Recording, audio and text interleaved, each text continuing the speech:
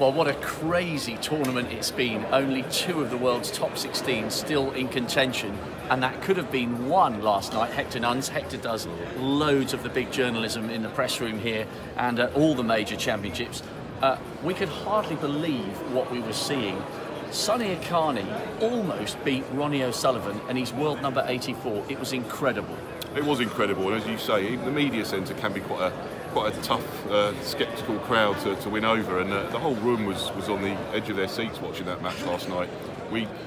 It's a bit of a relief. We did big him up in a couple of the papers, Sonny Akani, sort of, saying what a great talent he was. He's obviously traded the sweltering heat of Bangkok for his new base in slightly chilly Darlington, and he's a wonderful character. And he played near his best last night, and it's fantastic to see a young guy on a huge stage against the best player, playing with that sort of freedom, and he played really, really well. He could easily have won, and it was just in trying to win the match, he was very, very unlucky potting that final green when he was winning 5-4, tried to dislodge the blue in order to win the match at that visit, and very unluckily knocked it in. And but for that, he could easily have beaten Ronnie 6-4, and you could tell that O'Sullivan not only enjoyed the match, appreciated his talent, but was also a very relieved man last night. Well, talking about the Rocket, let's preview his match this afternoon against Martin Gould. Do you think last night was the wake-up call that he needed?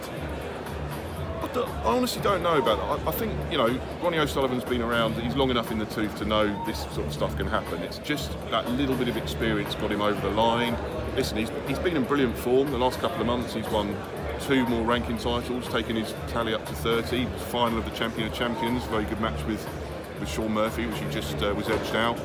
So he's in good form. Probably didn't play his absolute best last night, but against Martin Gould this afternoon, you wouldn't back against him coming out and being back to his best. That could easily happen. And another match I'm really looking forward to. Martin Gould plays the game in the right way, attacking player.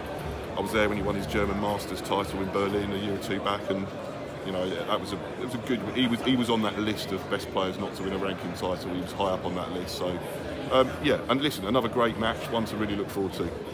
And on table 2 this afternoon, Stephen Maguire, no longer when he's good, he's on fire. We're going to call him the Maverick. Maguire against Perry. He's got a very strong winning record against Joe Perry, but Perry's been making slow, steady progress through this tournament, and he's back in a UK quarter-final for the first time in almost a decade. That's right. No, it's an astonishing. It must be one of the worst records in snooker that Joe Perry has against Stephen Maguire. I think it's something like 14-2 to Maguire.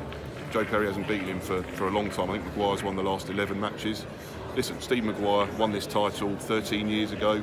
Those comments from Ronnie O'Sullivan that year in 2004 saying that he thought Maguire would dominate for a decade have at times been probably been a bit of a millstone, albatross around his neck at times. That hasn't happened, but everybody knows how good a player Steve Maguire is, and if he plays his best, he can beat absolutely anybody. And I think Joe Perry played exceptionally well to beat Mark Allen in the last round. It's an absolute treat for the people in here this afternoon. You've got 2 really good matches there. We certainly have. Thanks very much, Hector. We'll let him get back to the press room. Tune in. It's all live this afternoon on Eurosport and on the BBC. 2 cracking matches to kickstart the drive for this year's semi-finals.